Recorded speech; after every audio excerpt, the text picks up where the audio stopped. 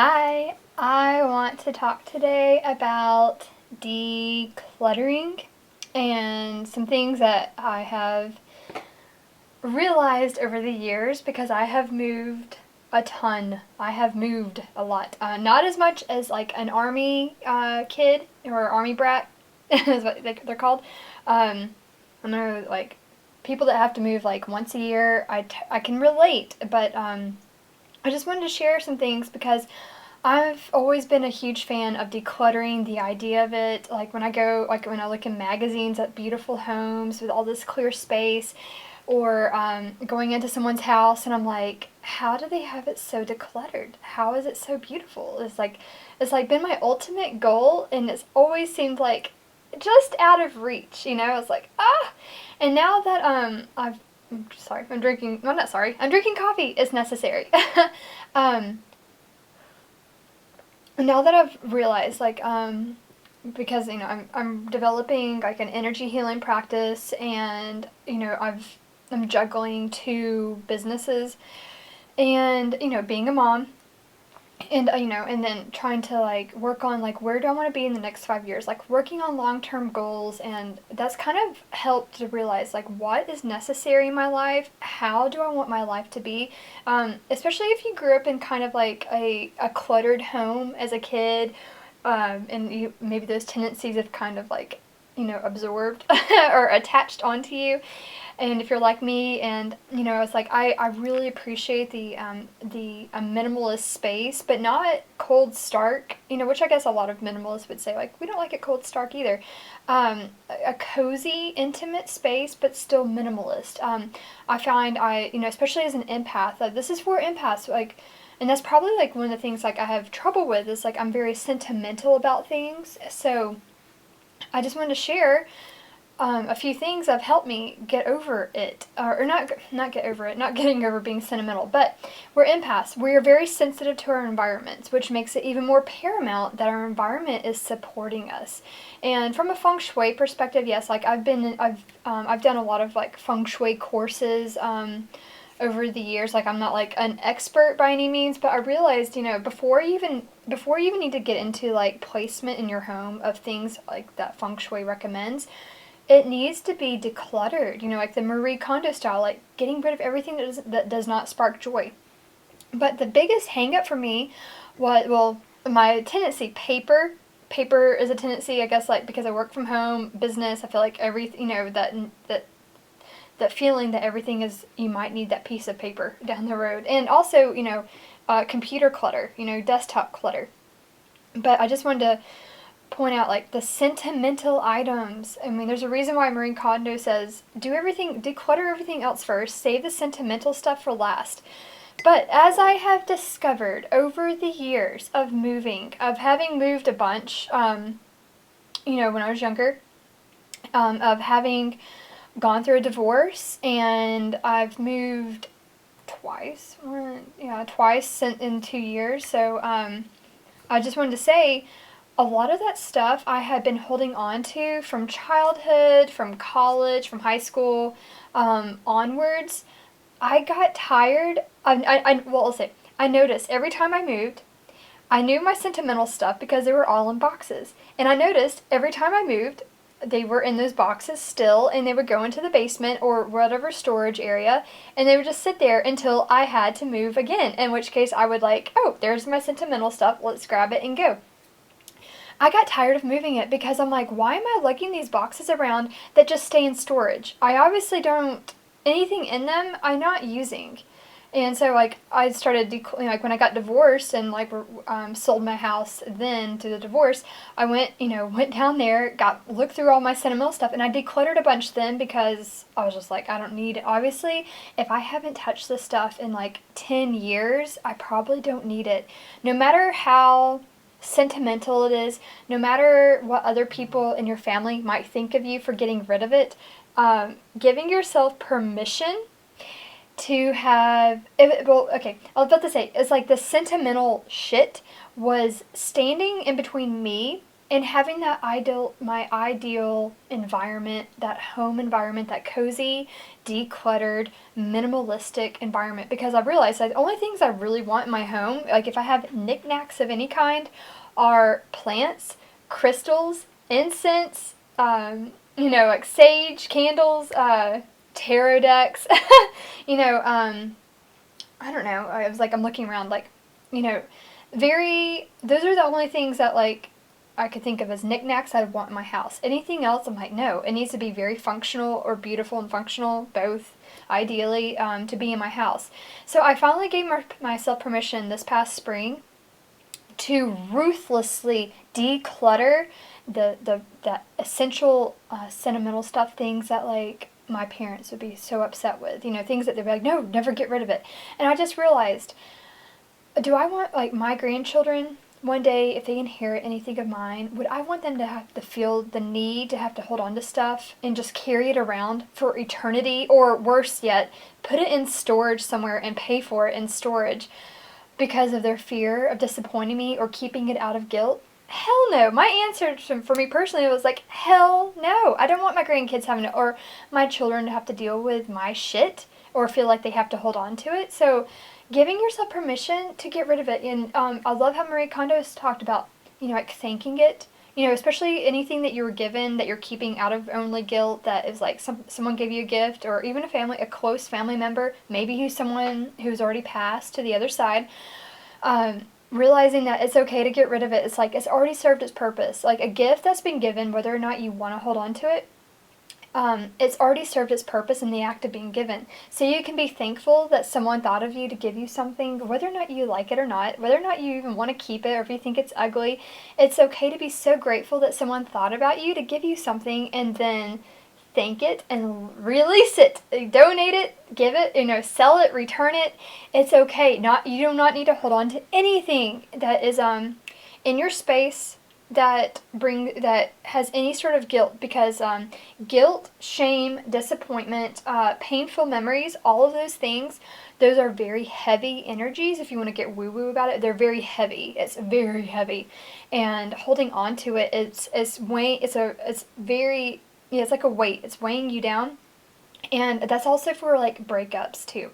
Getting rid of stuff from your breakup that like an ex got you, a boyfriend, ex-husband, if they got that for you, letting it go. And I'll tell you, okay, I got rid of even though I have a daughter, and I'll just be honest, I was able to get rid of my wedding dress because I was holding on to it because my grandfather had gotten it for me. So it was a massive sentimental, oh shit, conglomeration of like all these emotions. And I wasn't keeping it because I wanted to give it to my daughter, because I was like, I already decided. I was like, I didn't wear my mom's wedding dress. I want my daughter to be able to, if she gets married one day, I want her to wear her own dress. She doesn't have to, like, I'm not going to hold on to my dress for her, even if, I never got divorced. And the biggest hindrance for me on that was my grandfather had given me that dress, and he passed away. So I did a lot of forgiveness work, and was just like, forgiving it, and forgiving the whole situation, and letting, like, just in my mind, letting my grandfather know I still love him whether or not I hold on to things. And knowing I wouldn't want, my daughter to hold on to anything.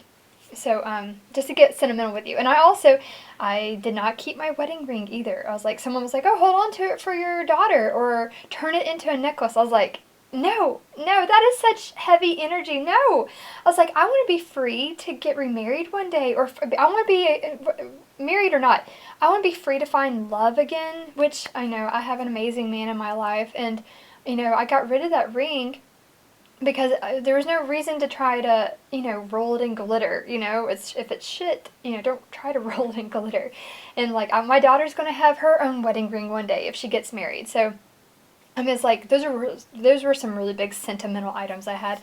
But getting rid of those, and like, giving myself like a grieving process with it, because it was like a delayed grieving, because I was like holding on to it, knowing in my head is like these items I had, they were like, even though I wasn't consciously thinking about them every single day, they would still pop up into my mind. I'm like, I really want to get rid of that. I gave myself plenty of time before getting rid of these sentimental items, just to make sure in my mind, yeah, it's been 6 months. Yeah, it's been almost a year. I still feel the way I do. Let's get rid of it. I gave myself enough time. Like, I wasn't like, quick on the draw, and it's like, oh shit, don't get rid of something you might regret. Everything I've gotten rid of, I have not regretted. And I've had family members call me unsentimental or, heartless about this stuff, but I I've been living long enough with stuff that has not made me happy. I'm like, I'm ready now. I don't care if it's minimalist. I don't care if it's the opposite of people I've grown up with who are like, why would why are you getting rid of stuff? I want so desperately to have a clear, clean home, minimal things, because again, as empaths, the less clutter we have in our physical environment, in our mind, it helps. It's a positive feedback loop. It reinforces our peace of mind, which we desperately need. We're very sensitive, right? So you need, like, I'm looking around now, I still have lots of clutter. I'm still working on it. But getting rid of clothes that you no longer wear, getting rid of whatever that, like selling them, donating them, just getting rid of everything that is no longer serving you, not keeping anything out of fear or guilt, heavy emotions, remember, not keeping anything that's like out of fear or you might need it. No, no, no, no, no, no, no, no, no. There's no might needs. That's a fear-based or scarcity mindset. Like, let it go. Let it go. Release yourself. Trust the universe. Allow yourself to have faith in your life's path. And yeah, and allow yourself to be surrounded by the things that you truly find beautiful, not because someone else thinks they are, or not allowing someone else to say, hey, this is how you should be or live, and if you don't act like this, you're a bitch, ungrateful, whatever, heartless, unsentimental. Yeah, there's ways to still have, if you have anything sentimental that you do not actually want to put up on your wall or in your home on display, it's probably something you can get rid of. Let me say that. So, anyway, yeah, so, and that's the other thing about, for our environments, having a ritual of sacred space. And this is what I'm working on, by the way. I'm working on a luminous life, sanctum sanctorum, creating sacred space for, especially for empaths or healers or if you're highly sensitive people, helping us overcome the things that hold us back from being able to have that environment that we want. And this means, it doesn't mean you have to be in your ideal home already or your ideal living space. It's like making the most of where you are. In your current situation, you do not have to wait for perfection. You're allowed to have you're allowed to have that beautiful space now. You're allowed to have that sacred space now, and the benefit of it is, I was talking to the Reiki master I go to, the Reiki healer. When you have a decluttered space, and it's much easier obviously when you have less stuff in it to keep it clean, and I have a cleaner, so I'll say I'm a clean freak, but I have an amazing OCD cleaner who cleans a space. So the less cluttered it already is, the easier it is to actually deep clean it. And then also the high vibe energy of that space when it's clean on a regular basis and decluttered, and you are constantly, like, if you're bringing it in and it's reinforcing that high vibe, that energy is allowed to, like, let me say, okay, the longer a space is maintained well and decluttered and clear and clean, the more over time, the more that really good vibration, that good energy is like in, I guess, like, what's the word? It's the more it's like being absorbed into that environment. The longer it is maintained well, the more good energy is going to be in that space. The more it's being absorbed into that space, and that's like, for me personally, daily saging. And my favorite is beeswax candles, daily saging, daily incense, Nag Champa, the cones, or the actual incense sticks over there. You can see. I like to do a round of sage, and then Palo Santo, and then sweetgrass, because like the sage will clear out the negativity, and then Palo Santo, I feel like it re-sanctifies a space, and then sweetgrass is like all about positivity. So we're clearing out the negative of the sage, Palo Santo sanctifying that space, and then sweetgrass to raise the positivity, the good feels, the high vibes of a space. So I like to do like 3 layers of sage cleansing, smoke cleansing. So, I hope that helps. But yeah, the sooner you go allow yourself, give yourself permission and forgive yourself for any guilty feelings you might have or whatever it brings up for you for getting rid of that sentimental stuff, you go ahead and release it. Forgive yourself. The Ho'oponopono, I highly recommend. And give yourself that chance to start creating that space, because the sooner you create that beautiful space in your home, and you can start in just one room. Like this room I'm in currently, this is my sacred space. But you can allow that to go all throughout your house, and that means keeping it clean, allowing it to actually be clean, be decluttered and saged, and all the incense and stuff, and that space will immediately start attracting more high vibes. It will immediately start to be able to hold more high vibes and good energy. The sooner it's in that state, the longer is the sooner you're gonna have like this like battery of good energy in your home, a generator of good energy in your home, and you'll have that anchor, and it's only going to build on itself. That's the word. It's building on itself. So anyway, I just had to share. So if you need any help with the emotional release of physical things, because again, even though I love the Marie Kondo, I love feng shui, I always would get emotionally blocked on finally letting myself get rid of the shit that I've been holding on to in those damn boxes. And I was like, allowing myself not to have storage, allowing myself to only have what I need or want. Yeah.